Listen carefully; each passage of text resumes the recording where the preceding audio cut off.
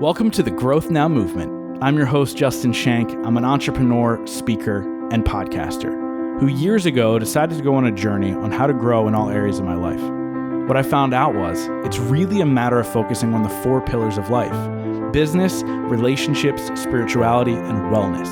And that's what we do here. We explore how to continuously grow in those areas, all while having a ton of fun doing it. I'm really excited you're on this journey with me. Now let's get to this week's episode. This week, I sit down with Gay Hendricks. Gay Hendricks has served for more than 40 years as one of the major contributors to the fields of relationship transformation and body-mind therapies. Throughout his career, Dr. Hendricks has coached more than 800 executives, including the top management at firms such as Dell, Hewlett-Packard, Motorola, and KLM. Along with his wife, Dr. Kathlyn Hendricks, he has co-authored many books, including Conscious Loving, The Corporate Mystic, The Big Leap, which many people know, and his most recent book, The Genius Zone. In this episode, we talk about how can you tap into your genius zone and live there at all times? How can you continuously improve your life, your relationships, reach the next level, and stop putting a ceiling on the life that you're trying to live? I loved this conversation with Dr. Hendricks. I think you guys are going to love it as well. But before we get there, I want to remind you guys that Growth Now Summit Live is coming, and it's coming quick. May 2022, we're going to have people from all over the country, some of the world's most amazing speakers. We just recently announced Nick Santanastasso as one of the speakers. And tickets are on sale now. There's less than 70 tickets left, so you can head over to growthnowsummit.com, grab your tickets, and join us in May at Growth Now Summit Live. Now, without further ado, let's get to the episode with Gay Hendricks. Gay Hendricks, thank you so much for taking the time out, sitting down with me, and sharing your wisdom with my audience. I'm really excited about this conversation. Thank you. It's my pleasure being with you. For sure. You know, I got introduced to you actually by my girlfriend, and she's like, you need to read The Big Leap. And I was like, all right, so let me dive in, and fell in love with the content, fell in love with what you were talking about. And obviously you have a brand new book called The Genius Zone, but I want to start with the origin story of this. Obviously you've written countless books. You've been at the forefront of as a thought leader in this whole entire space of consciousness and relationships and really overcoming limiting beliefs. If I can't really put it any other way, really. So why don't we start with, how does that even begin for somebody? How do you begin that journey? Well, I think like many people, I learned things that were really useful to myself and then found a way to get them out to the general public in the form of books. But then, of course, we got a gigantic boost 30 years ago from Oprah.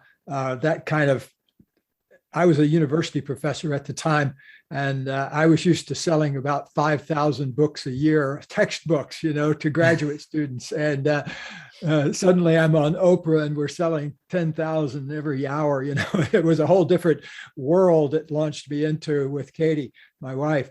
We're about to celebrate our 40th wedding anniversary. And so we've worked together for the past 40 years. And a lot of what I'm about to say is out of my work with Katie. So if she were here, she'd be able to contribute also. But since I'm here by myself, I want to just say that I couldn't have done it without her, because right away, early on in our relationship, we made an agreement to turn our own relationship into a learning laboratory about how to be in relationships, because both of us were psychologists and I'd written other books. And so I had the idea of working together from the very beginning. And so everything I say has Dr. Katie Hendricks woven into it also. I love it. And, you guys are doing something that they say couples shouldn't do. Don't work together. It'll destroy the relationship. That's terrible. And it's funny because my girlfriend, who I live with, and we live with her 2 children as well. We do things together. We run retreats together and stuff like that. And it's done nothing but bring us closer. And I think that obviously speaks volumes to being super aware of who we are, right? So 40 years, number one, congratulations. That's extremely exciting. Well, thank you. And I want to give you the origin story, but I wanted to also make sure Katie was included in it too. She's out entertaining a friend of ours who's having a birthday today. So otherwise she could poke her head in. But the actual origin story was actually before I met Katie.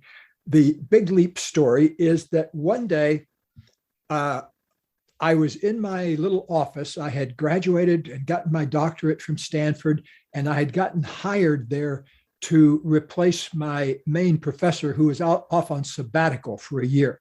So I was in my office there and I was on top of the world. My research was going well. I had this dream job. And all of a sudden, I started worrying about my daughter, who had just gone away that day to her first sleepover camp. She was going to be gone 3 days. And so she was going to sleep over 3 nights. And I'd taken her to the camp early that morning and dropped her off. So that was the first thing. I was feeling great. And then I started worrying about my daughter. And the specific thing was, oh gosh, I hope she's not lonely. You know, she'd never been to that kind of camp before. And I got into this negative train of thought about that. And so I ended up calling the camp. I called the camp director, who was this lovely woman. I don't remember her name now, but I said, you know, I'm worried about my daughter. It's her first day away. And I was worried about her being lonely and that kind of thing. And the lady chuckled and she said, you know, you're the third parent that's called me this morning. And she said, I just want you to know that I'm looking out the window and Amanda's out there kicking a soccer ball around with a bunch of other girls. And she looks like she's having a great time to me. And then she said something really profound. She said, could it be that you're homesick and missing her, you know, that it doesn't have to do with her? She's telling me that, you know, to a Stanford trained psychologist. And that's the problem, you know, you can't see these things in yourself. And as soon as she said it, I said, oh, of course, you know, that's my stuff, not Amanda's stuff. Well, then I got to thinking, why would I have gone from feeling good to manufacturing a fear about something that wasn't even real? It had nothing to do with my daughter. Well, that was the first moment I said, could it be that I have an upper limit on how much positive energy I could feel? And I started thinking about that. And then I started, you know, does that also apply to relationships? I was in another relationship with my girlfriend at the time. And I said, could it be that we can only get along well for a few days at a time, and then we mess it up? Could we have an upper limit on the flow of positive energy in our relationship? That was the moment where it began to dawn on me. And then I started to think, okay, let's just assume that I've got, for some reason, an upper limit on how good I can feel inside. Why would I do that? And that's when I came up with the stuff that's in The Big Leap. I realized, oh, I have a fear that I am fundamentally flawed and don't deserve love. And I could see where I got all that in my early childhood and that kind of thing. And then I realized that's just an upper limit I'm using in my mind. That doesn't have to do anything with how I am now. And so that was a huge breakthrough moment for me. And I started to apply that to people that I was working with. And at the time, I was working with a lot of very brilliant Silicon Valley engineer, software, high-tech folks. And I was working at the Stanford Counseling Center there and seeing clients. And suddenly I realized, wow, I've been dealing with these same issues with these guys too. They're incredibly brilliant, but they have no emotional intelligence. And so they have a big breakthrough at work, and then they go home and sabotage it by getting into a big uproar with their partners. And that was the beginning for me of when I began to see it's all about increasing the amount of time you can spend feeling good and feeling the flow of relationship. And it's really about discovering your own internal genius so that you can live in the sweet spot of what you most love to do and what makes your biggest contribution to the people around you. Yeah, no, and I love that. And, you know, obviously I'm a former self-sabotager myself when it comes to relationships, financial success, weight loss, all the things, because we feel, there's many people, we feel like we don't deserve that. So what I want to get from you is like, what are some things people can do that are listening to this and go, yeah, I do that. Maybe they're aware of it. But what can they do to really start to get themselves out of that mindset to really begin to enjoy life on that level? A key thing is beginning to understand which fears you operate out of when you deal yourself an upper limit problem. When you sabotage yourself, it's coming out of a fear. So what happens is life is going along and you're feeling good, maybe in the flow of intimacy with your partner. And then that old belief kicks off that fear. It says, hey, you don't deserve to feel this good. You know, who the heck do you think you are going around feeling happy and fulfilled all the time? You know? And so that's your unconscious mind talking. And so in that moment, you get scared and then you mess up and knock yourself back down to the previous level. Well, in the Big Leap, you notice that I document 3 or 4 big fears. One that I mentioned is that fear that we're fundamentally flawed in some way.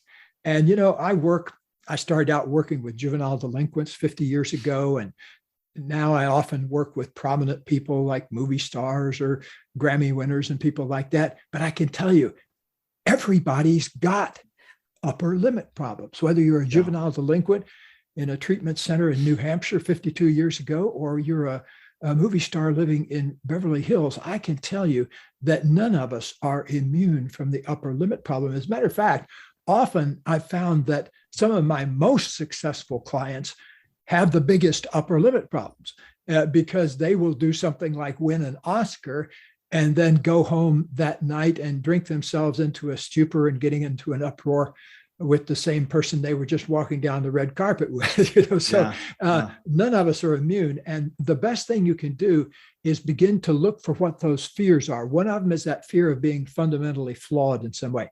A second one is really big, is what I call the fear of outshining. A lot of us are afraid of really letting our light shine because of things that happened, like when we were kids. Maybe your brother or sister was the golden one, you know, the special child, and you weren't allowed to shine your light as brightly. That's the common source of many of that. But a lot of us just have the feeling that we're not supposed to shine like other people for fear it'll take the shine away from them. And I want to counteract that and just let you know that the more you let your light shine, the more it can inspire other people to let their light shine. So go ahead, light up the sky, everybody. A third fear, though, is something that we all need to pay attention to, is a lot of us suffer from a fear of abandoning or leaving people behind if we get more successful. I've talked to, I don't know how many people who have been very big time successful and have gotten a lot of, pardon the expression, crap from their friends and family about it. Even to the point of, you know, the day after winning a Grammy, one of my clients' parents called and said, "You didn't deserve that. Your brother should have gotten that."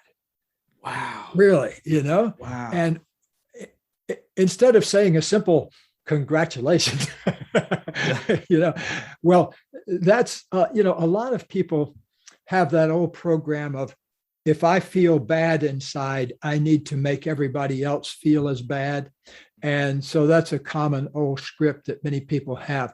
But I don't know if I mentioned it in The Big Leap, but I had a similar experience when I published my first book. It was 1975, and I published a little book called The Centering Book, which was for school kids. It was for teachers to help school kids learn to stay more centered, like when they come back from recess, how to get them organized and, you know, focused again. And so it was written when my daughter was in the first grade. And so I wrote this little book kind of for her in her classroom, and I ended up getting it published, and it became an education bestseller, which was kind of amazing to everybody. But I remember taking it the first year it was out. I took one for my brother and one for my mother to a Christmas gathering back east that I was going to. And I remember this moment vividly because my brother and my mother were having an animated conversation, and I hadn't seen them yet. I came in and I took the book over to them, and they both looked up, and I said, "Hey, I just wanted to show you my new book is out." And I remember they both kind of looked at it and just kind of nodded and went back to their conversation. Now, this was the first book I published, the first book anybody in the history of my family had ever published. what was that about? Later on, I figured it out. I'm 8 years younger than my brother. And my mother and my brother were the original family, along with my father. And then my father died. And then my father died when my mother was pregnant with me. And so I realized that I was always the outsider. And I had attempted again in a kind of a clumsy way to get into the family, so to speak. But it was for me an upper limit, realizing, I should have known not to go there for my acclamation or my approval. And I always tell my students now, don't go to a shoe store and ask for an organic grapefruit. No matter how passionately you ask for an organic grapefruit, they're going to say, we sell Birkenstocks or sneakers or whatever. And so we've got to learn to be more discriminating in ourselves about who we go to get our good feelings and that kind of thing. And for many people, it's not going to be a family member. That's such a good thing to hear, right? Because I think, especially when we look at you've brought up a number of times, and I'd love to dive in if you don't mind, talking about things that happen in our childhood that we carry into our adulthood, right? So therefore, as adults, we create this success that maybe we haven't seen in our family. And a lot of times we go to our family members and say, look, because you're looking for those accolades. But to understand, just go to the people that you know are going to cheer you on, right? Surround yourself with the right people at all times, and go to your family still for those other things. I think that's really key. But let's talk a little bit about some of those, for lack of a better term, childhood traumas that we have and that we carry with us. How can we begin to discover them? Because I think sometimes we bury them and we don't even really know where they come from. Well, their symptoms will show up in several ways. So you have to crank up your awareness to begin to be aware of like worry thoughts. Like that's a common upper limit problem. So begin to program yourself to be more aware when you're in the zone of negative thinking, when you're worrying, when you're doing self-criticism. A lot of us spend a lot of our time in that zone of critical thinking, not the good kind of critical thinking where you use logic and everything, but the kind of, why did I do that? What's wrong with me? Gosh, why do I procrastinate? All of those kind of thoughts that rocket back and forth in people's minds a lot of times.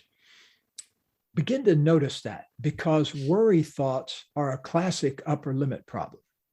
Also, begin to notice when you feel ill or have little accidents, stub your toe, or like I got a little burn the other day and I had to stop and think, now let's see, was I upper limiting myself there?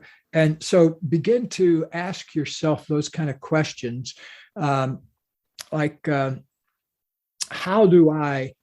how do I mess up the flow of positive energy? Do I do it by saying something, or do I do it by not saying something?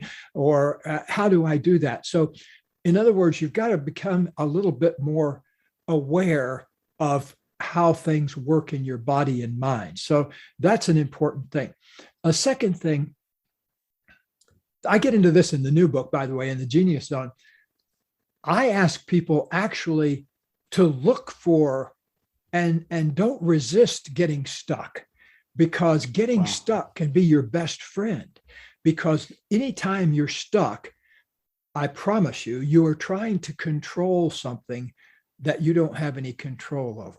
You're getting stuck because you're trying to control what people think about you, or you're trying to control your girlfriend's feelings about something. But what gets us stuck is focusing on things we have no control over. And I'm not the first genius to come up with that idea. As a matter of fact, I stole it from a philosopher of 2,000 years ago called Epictetus. And the first line of Epictetus's book goes like this. See if this sounds familiar, even if nobody's ever heard of Epictetus. The first line of his book says, "The secret of happiness is knowing that there are some things you can control and some things you cannot control." Yeah. I mean, it's the same thing that millions of people say every day with the Serenity Prayer. Well, Epictetus thought it was so important that it's the very first principle of his. And if you think about it, think of any time you feel out of sorts or can't figure out what to do in a relationship situation, and just ask yourself this question: what am I trying to control that I have absolutely no ability to control? That frees up a tremendous amount of energy, just asking the question. And of course, you're much better situated to get an answer too, if you realize, oh, you know what? I'm trying to control the future that I have no control over, and I'm forgetting to do the stuff in the present that will actually shape my future. And so most of the time, though, we get tied up in this problem of trying to control the uncontrollable, and that binds up our creative energy so that it won't release out into the world. And that's a crucial thing to keep in mind. In fact, in the new book, well, I always say the Big Leap has two big principles in it, and the new book has two big principles. The Big Leap principles are the zone of genius and the upper limit problem. And the new book, the genius zone, has two principles too. It's how to spot the genius moments and therefore unplug your critical thinking, your negative thinking. And number two, how to live in the sweet spot of your own personal genius zone. And so focusing on the first principle in the genius zone, that's why I ask people, don't resist getting stuck. Don't try to pretend you're stuck. Go ahead and, in a way, celebrate it, because if you can figure out what you're trying to control that you don't have any control over, you free up the creative energy that can focus you on the right now, playing out of your genius. Also, Justin, I think that a lot of us have a really skewed idea of what genius really is. Like I have a picture of Albert Einstein on my wall, and one of my treasured possessions is Katie gave me an autographed picture of Albert Einstein for my birthday many years ago. It's a real treasure. And so I keep it here because it inspires me, because he was the first genius I ever took a fix on. And I was with my granddad, and we were in a lumber store, because my granddad was buying some boards that he wanted to make some furniture with. My granddad was a master carpenter. He could build anything. And so I was about 10 years old. So we're talking about 1955 now. And I was in the lumber company, and there was a picture on the wall of this elderly fellow with big white hair. And I said to my granddad, "Who is that? Is that the owner of the business?" And my granddad laughed. He said, "No, that's Albert Einstein." I don't know why Albert Einstein's picture would have been on the wall of a lumber company in Leesburg, Florida in 1955, but it's a little odd.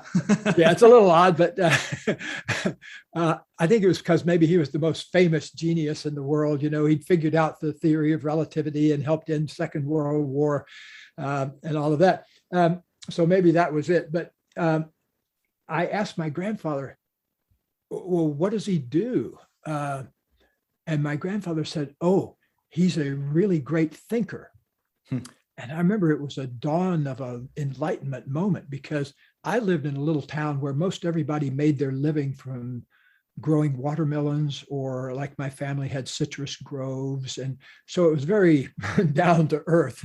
There weren't a lot of philosophers or therapists or psychologists or anything in the vicinity. Yeah. And so I remember kind of asking my grandfather, "You can make a living thinking?"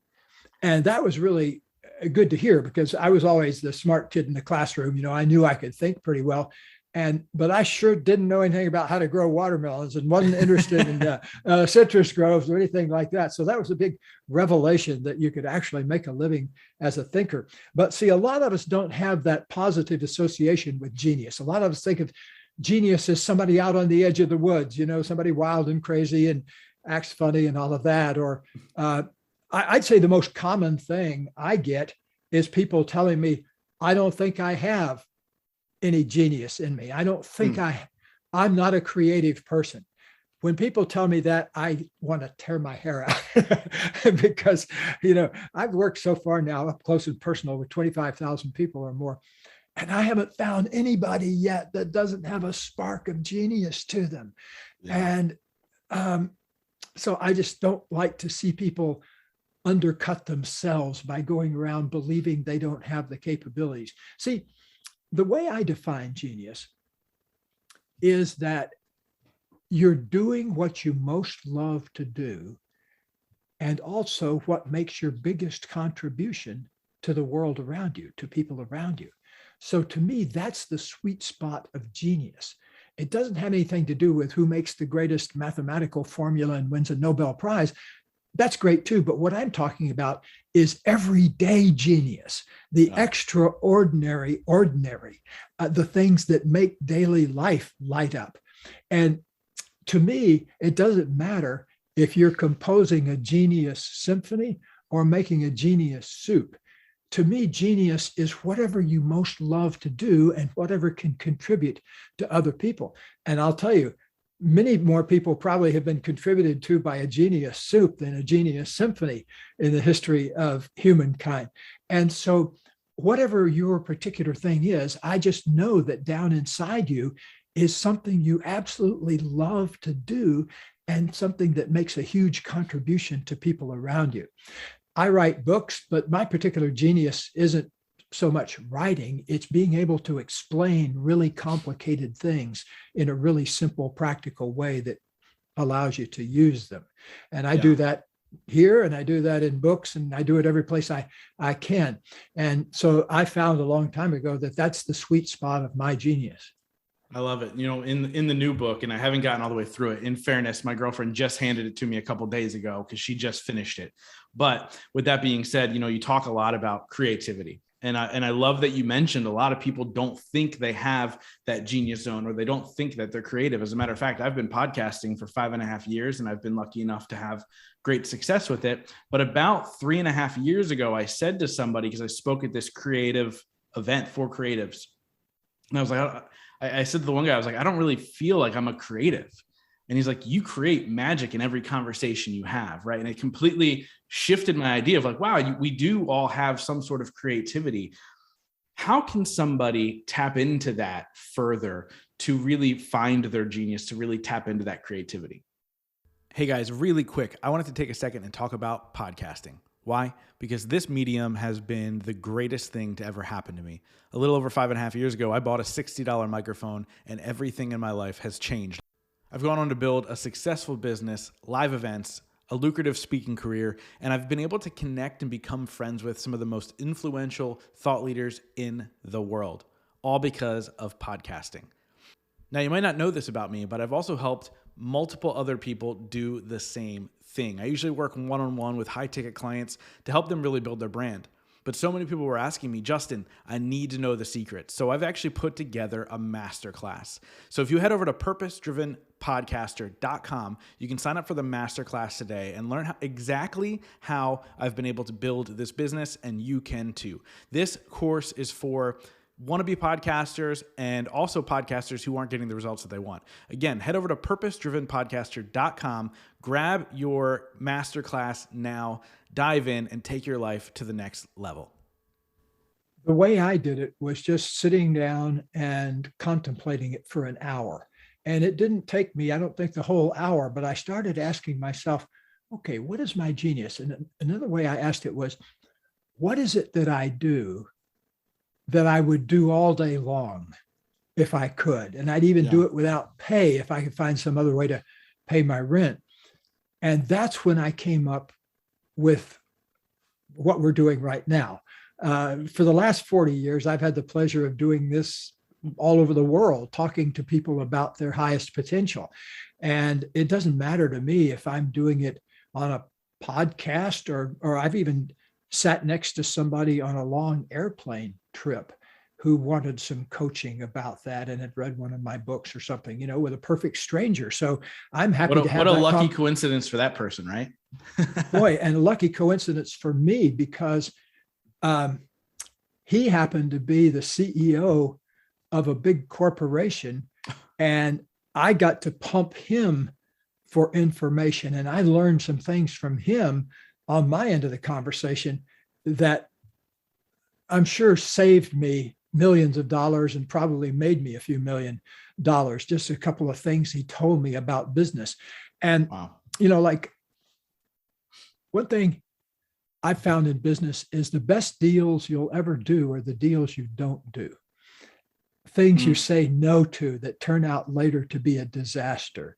I've had a few of those, but I've also said yes to a few things, kind of rushed into things without doing some clear thinking about it, and end up in some painful situations with people that turned out not to be good partners.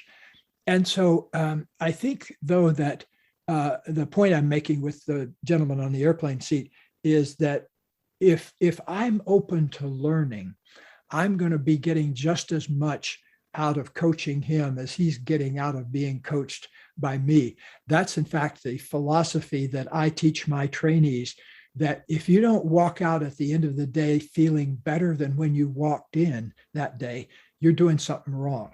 Because if you're in the sweet spot of your genius, basically, maybe your body gets tired from sitting up all day, but you're not actually drained in any way. You're enlivened by it. Like when you get off this thing, you probably don't feel exhausted. You feel energized, right? Right. So that's a sign that you're in your genius zone. So that's another thing to look for. In addition to what do I most love to do and what makes my biggest contribution, look for what would I do all day, even if I weren't getting paid for it, that's so much fun to do. And, like I said, I think they counted up that I've worked with about 25,000 people now, and I haven't found anybody yet that couldn't find something down there when they really started looking. So the first level is, oh, I'm not a genius, and oh, I'm not a creative person, but get down under that and find out, oh, I'm scared that if I released my true creativity, I'd have to find something else to do, and I'm afraid to do that. A lot of people today are stewing in a job where they're in their zone of competence, or maybe even their zone of excellence, but they're not tapping their genius zone. And I don't like to see that, because I know that it has health costs as well as happiness costs. Because I get people in here all the time that, like a typical situation for me that I coach nowadays is a corporation will send me an executive because that person is key to the organization, but also burning out. And my job is to figure out why he's burning out. What's he, where do the brakes need to be adjusted, or the engine need to be tuned, or what that will allow him to express, or her to express forth their genius. And so it takes some work to get down through those layers of what am I scared about, but the payoff is immense, because if you can spend 10 more minutes a day in your genius zone than you did yesterday, you're doing yourself a huge favor. When I first started thinking about all this 30, 40 years ago, I realized I was only spending 10% of my own time in my genius zone. The rest of the time I was engaging in what I call ordinary creativity, which is using my creativity for somebody else's purposes. Having a job where I'm using all my creative juice, but the other person it's their enterprise, not mine. And I respect entrepreneurs so much. I think the world turns on entrepreneurs, frankly. I'm shamelessly and profoundly in sympathy with all entrepreneurs everywhere. I think they're the greatest thing on our planet. And I am happy to see more and more people turning away from those kind of jobs that use your ordinary creativity and putting themselves, scarily so sometimes, into something that brings forth their extraordinary creativity. Just before I came on the air with you, I was looking over people apply. I offer three things here, basically. I offer a 2-hour Big Leap intensive, where it's just one-on-one with me and the person. And then after you do that, I offer one-on-one hour-long sessions. And then I offer a mentorship which is currently full, but it's where I take 4 or 5 people a year and work with them intensively over the period of a year. Almost all of those people and the people I choose for that are entrepreneurs in their 30s and 40s, because I've found that those are 2 decades where if you can make some little but profound changes, it can transform the quality of the whole second half of the person's life. So I would say the sweet spot of the people I coach is in that 30s to 40s time frame, because like Erik Erikson, the great developmental psychologist, said, your job in your 30s is to find your life. In your 40s, you build your life. And a lot of high achievers like yourself in your 30s give yourself a hard time. Are you in your 30s, by the way? I am. Yeah. I actually just turned 37. So getting closer to 40. Yeah. 37 is a beautiful age, though. You should read Walt Whitman's great poem about his 37th birthday. I think it's in I Sing the Body Electric. But basically he says, now in my 37th year, I go forth to invent myself. And he said, I'm not going to take drugs or alcohol. I'm going to get high off the smoke of my own breath. In other words, he was using his breathing for enlightenment. And so my blessings to you on having a 37th year that's profound and life-changing for you, like it was for Walt Whitman. Thank you. I appreciate that. I'm definitely going to read it too. Like I'm excited. Like it's so true with everything that you're saying right now. I mean, my 30s has been an eye-opening experience from the very beginning. And then truly, finding my genius zone, as you like to say, 5.5 years ago. I mean, it's been transformational for sure. So please continue what you were saying. I just wanted to add that. Yes. So one of the developmental tasks in your 30s, why Erik Erikson says that's when you find your life, is oftentimes when you're in your 20s, you're still referencing your parents in lots of ways. You haven't quite got out from under the influence of your parents and haven't staked out your own territory in life. And that's the typical thing you do in your 20s, is all sorts of experimentations, trying different jobs, oftentimes different relationships and that kind of thing. So the 30s in a way are a sacred time because you're integrating all the aspects of yourself. One of my other, I'm an old English major, and so I read a lot of poetry and that kind of thing. And one of my other favorite Walt Whitman quotes, he says, I am large and contain multitudes. In fact, the whole quote goes, do I contradict myself? Very well, I contradict myself. I am large and contain multitudes. And in your 30s, you begin to realize that you have more multitudes than you ever imagined, because there's this depth of feeling, things you're scared about, things you're angry about, things you're sad about. Your purpose in life becomes clearer in your 30s. And I was in my 30s when I sat down and wrote that purpose for my life that I put in the Big Leap, that I expand every day in creativity, success, love, positive energy, abundance, as I inspire other people to do the same. So that became the purpose of my life. And I really haven't varied from it in all the years since, one way or the other, everything I do. The times I've messed up a few times were times where I kind of went outside that area, and like one time invested in a business that was sort of outside that area. And so when that happens, you just have to kind of forgive yourself and get back on track again.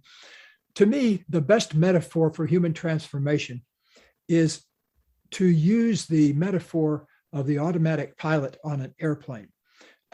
Because if you set an intention, let's say, here's a great intention to set. I express more and more of my genius every day of my life. So think of that as an intention, the intention down inside yourself. That's what you're going for. I commit to expressing more and more of my genius every day of my life. That's a beautiful intention to set. That's like setting the coordinates on the automatic pilot. So, by the way, what part of the world are you in, Justin? I'm in Pennsylvania. Pennsylvania. So let's say you get on the plane in Philadelphia and you want to fly to Los Angeles. And the automatic pilot gets set for Los Angeles and you take off. But what happens is millions of times between Pennsylvania and Los Angeles, it will drift off course slightly. And so it has a program in it that says, okay, we're drifting to the right, go a little bit more to the left. Okay, we're drifting too much to the left, go back to the right. Okay, we're going up a little bit, but kick it down. So it makes millions of decisions, probably an hour like that with every system on the airplane. And so it's always drifting off and recorrecting and getting back on the target. But the thing I'd like everybody to keep in mind is it gets to Los Angeles by being wrong most of the time. It doesn't punish itself for drifting. It just makes the shift. And so around here in our trainings, we say, catch the drift and make the shift. Catch the drift and make the shift. Because if you can get in the habit of noticing when you're drifting off of your central intention or your life purpose, and just get in the habit of gently bringing yourself back home all of the time, that allows you to get to where you're going without being so critical on yourself and giving yourself a hard time. Just know that you're going to drift and make the shift.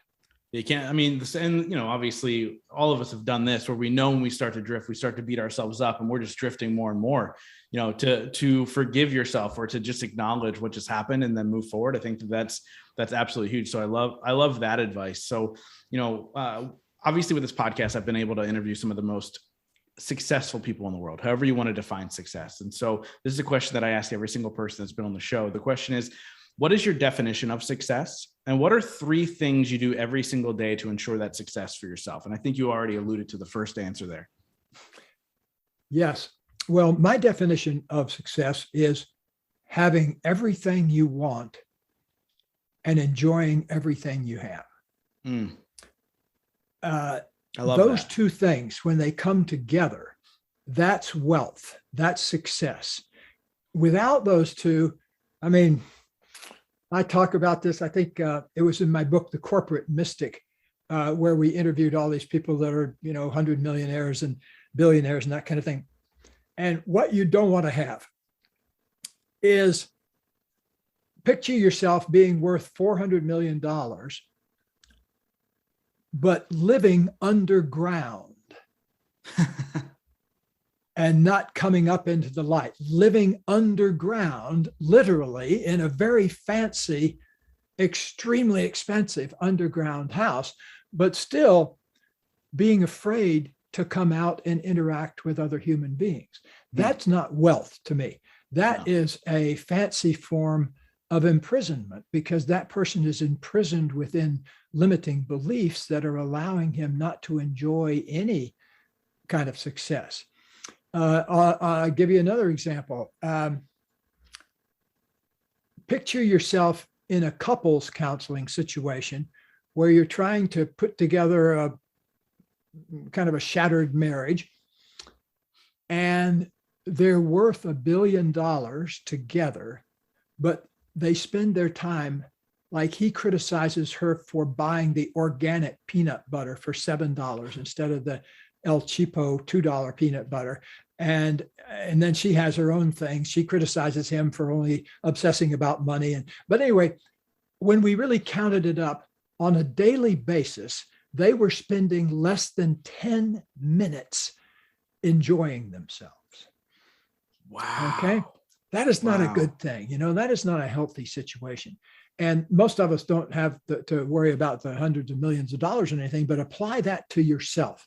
Like in your own set of life circumstances, of the 168 hours of the week, how many of those hours are you actually feeling the flow of good energy in your body and the flow of good energy between you and the people you're closest to? Eric Berne, the great founder of a psychiatrist who founded transactional analysis, said very pessimistically at the end of his life that in his experience, most people didn't experience 15 minutes of genuine intimacy in their entire lives. Wow. And so that may be an exaggeration in many people's cases, but it's not in a lot of other people's cases. I get people in here all the time who have been married for 25 or 30 years, but haven't had a kind thing to say to each other in a long time. And that's hard to resurrect that, if it's been ingrained for that long, the negativity in a situation. Yeah. And then the second part of that question was, what are 3 things you do every day to ensure that success for yourself? Yes, I meditate every day. That's an incredibly important part of my day. I meditate first thing in the morning before I should tell you, I'm an early riser. My brain very seldom lets me sleep past 3:30 or 4 o'clock. I usually go to sleep at 10 o'clock at night and then wake up around 3:30 or 4. So that's my typical pattern. So after I get up and stretch and so forth, I sit down and I meditate. And that's, even though I'm technically not doing anything, that's probably the most important thing I do for my success in a way, because for 20 minutes or so, I just clear up, my mind gets clear. And, if it's been ruffled by the night's dreams and all that, it gets clear like a still pond. And so I start my work then, and then I start writing. And I write usually from 5 to 7:30 when my wife gets up. And so that's kind of the sweet spot of my writing day. So that touches on 2 things, meditation. And the second thing to do is expression of creative energy. And to me, if human beings don't do something about those 2 things, in other words, meditation, whatever you do that allows you to go deep down inside and get yourself all aligned. Maybe you can do that by running for 5 miles. I don't know. But I know it can be done because I've been a steady daily meditator now since 1972. So coming up on 50 years. Wow. Got a 50-year meditation streak going. And that's wild. So that's awesome. Yeah. So that's 2 things, expression of creative genius, energy, and meditation. A third thing that I think is absolutely essential to life, especially as a creative person, is focusing on integrity, keeping my agreements, speaking honestly, taking responsibility instead of slipping into blame. Those things that are in the general realm of creativity are incredibly important, especially in the relationship domain.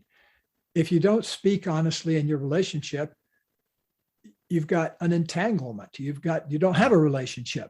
Because, if your partner is saying to you, what's going on with you? You don't look happy. Oh, I'm fine.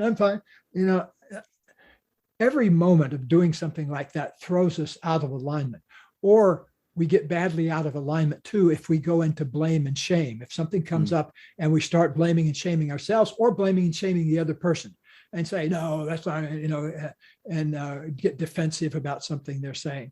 So to me, integrity and meditation and expression of creative energy are daily things that I know that I wouldn't feel good if I didn't do all of those kinds of things. Yeah, no, they're all phenomenal. A 50-year meditation streak, though. If they had if they had apps to track it 50 years ago, you'd be breaking all kinds of records. I think that's cool. I have a ton of friends who they meditate daily, and they're like, I'm on day 947 of meditation. I'm gonna point to you from now on and be like, you got a long way to go. Yeah, let's see. I think one of my students got out his calculator and figured out that I'd spent something like 1,700 hours of my life in meditation or something like that over the past 50 years. But whatever it is, it doesn't really matter. It's the quality, not the quantity. In fact, here, when people come to work on their genius for a day, we often have them go in a room by themselves for 10 minutes and do a very special kind of meditation, which is asking what we call a wonder question, which is, what do I most love to do? And then we ask them to take 3 easy breaths and then ask themselves again, what do I most love to do? inside their minds, and then take 3 easy breaths. So in other words, for 10 minutes, all they're doing is asking a question, what do I most love to do? And breathing for 30 seconds or so between repetitions. And I'll tell you, people come out of that after 10 minutes, sometimes looking like they've been reborn. So try that at home sometimes. It's a very easy, simple thing to do. But when corporations send their executives to us, they pay $25,000 for a day. So there's your $25,000 gift for the day. No, I love it. And I'm definitely going to be doing that, because I think that's super important to ask yourself. And then to do it in that manner, I think is absolutely incredible. You also mentioned, you write every day.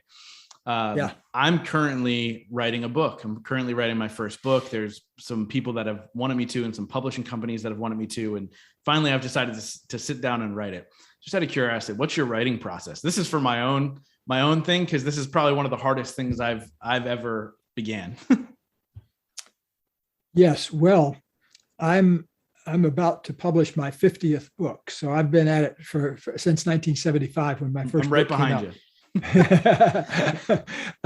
So my process, I started in the beginning. They didn't have computers back then.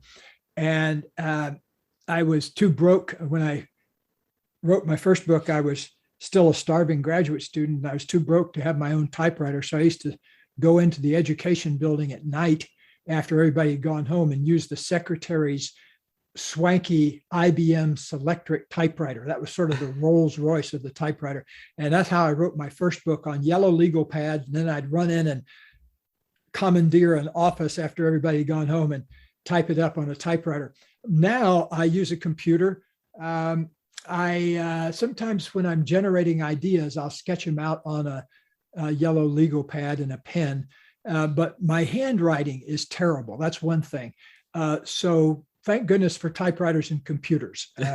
In fact, sometimes around the house here, my wife, I'll write myself a note and I won't be able to read it later. And Katie will have to come and translate it for me, because she's gotten pretty good at deciphering my handwriting.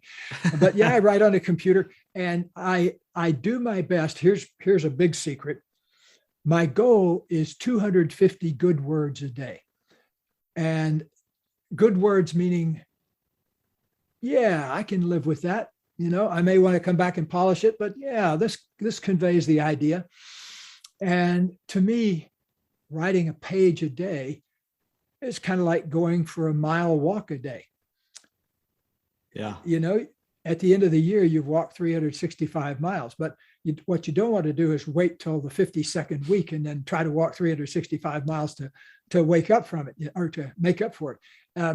So I get my 250 good words, and then that's about a page. Some days I overshoot and do more if I feel good about it, but I'm really focused on getting that 250 good words. I love it. I love it. Gay, I've absolutely loved this conversation. I love what you've done for the world with your books and your teachings and everything else in between. So I wrap up every single interview with the same question, but before we get there, how do people follow you? How do they get a hold of your books? Where do they go? The main place to go is Hendricks.com. That's kind of jumping off place to the Hendricks world. And that's HENDRICKS.com. If you spell it with an X, you'll get to Jimi Hendrix's website. But I think we offer a better set of courses than they do over there. So if you want to look for our e-courses, go to Hendricks.com. Also, a lot of our work is through our nonprofit foundation called the Foundation for Conscious Living. And that has its own website, foundationforconsciousliving.com. And those our websites are both good because they have a lot of free resources and things you can look at, videos and stuff like that. And of course, we're all over the other stuff like Instagram and Facebook. And look for us on Facebook at Hearts in Harmony. That's the place where we hang out mostly on Facebook, Hearts in Harmony. That's our main page. I love it. And like I said, I wrap up every single interview with the same question. Since the show is called The Growth Now Movement, that question is, in your life, what has been your biggest moment of growth? When I was 24 years old, I weighed 300 pounds instead of the 180 that I weigh today. And I'm 6 feet tall. So 180 pounds makes me look like a baseball player. But in 1969, I looked like a pear. I weighed 300 pounds. And I also smoked cigarettes, 2 or 3 packs of Marlboros a day. And I was in a crappy relationship, and I had a crappy job and a crappy car, and things were not looking good. And then I had a wake up moment. The story is in several of my books, so I won't give you the 30-minute version, but the 2-minute version is I had a wake up moment where I saw myself in an entirely different light. I realized that I had all these layers of feeling in me, like things I was angry about, things I was sad about, things I was scared about, but I'd never even touched into that because I was busily stuffing myself with food instead of paying attention to who I was inside. And I had this wake up moment where suddenly I realized I was not only all those feelings, but I was also what I now call pure consciousness, that there was this pure consciousness part of ourselves that's not touched by the programming we have in life. And so I felt that for the first time, that moment when I was 24 years old. And I made a vow to myself to do whatever it took to feel that in every moment, because it was this immense, wonderful, spacious feeling.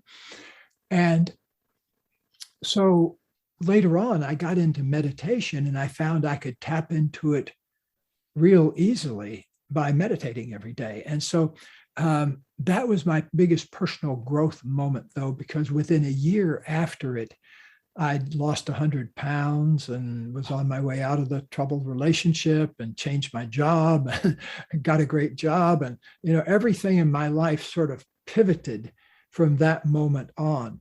And so I would give that moment great credit for everything I became, because I don't remember ever having a feeling of clarity and direction before that moment. I was just going through the motions, getting as much education as I could. Didn't matter how I got it. But once after that moment, I realized what I'm really on is a quest to reveal my genius and to bring forth my genius. And I think that's the quest that a lot of people are on. And I encourage it massively. Yeah, I love it. And, I would say that you've certainly found it, and you've truly thrown it out into the world and changed so many lives. And so, Gay, thank you so much for coming on and sharing your genius zone and everything that you're about. So guys, make sure you go get the book. Make sure you go follow Gay on all the social media platforms. But thank you so much for this time. This has been absolutely phenomenal. Thank you. It's been my pleasure.